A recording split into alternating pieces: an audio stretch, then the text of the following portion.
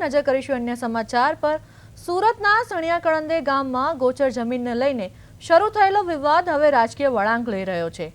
ગામના સરપંચ જસપાલસિંહ દ્વારા આક્ષેપ કરવામાં આવ્યો છે કે સુરતના ડેપ્યુટી મેયર સુધાકર ચૌધરીના પુત્ર રાહુલ ચૌધરીએ ગોચર જમીન પર દબાણ કર્યું છે।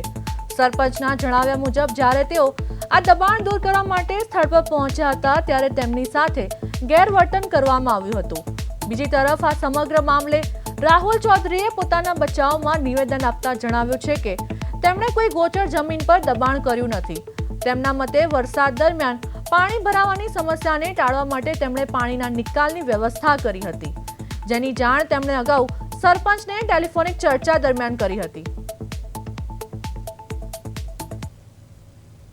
એની ઉપર જે જગ્યા આપણે મારા નાનલા ભાઈએ રેન્ટ પર લીધેલી છે પાર્ટી પ્લોટ માટે અને હોટલ માટે ભાડેથી લીધેલી છે જગ્યા, તો એ જગ્યા ઉપર પહેલાં હોટલ ચાલતી હતી, હમણાં હોટલ બંધ છે અને એક પાનનો ગલ્લો ચાલુ કરવામાં આવેલો હતો। એ જગ્યા અમારી પ્રિમાઇસીસમાં હતી પાનના ગલ્લાની, તો છતાં જસપાલભાઈનો ફોન આવ્યો કેમ કે આપણા ગામની હદમાં આપણે પાનનો ગલ્લો ચાલુ નહીં કરવાનો, આપણે પાનનો ગલ્લો બંધ કરી દીધેલો હતો।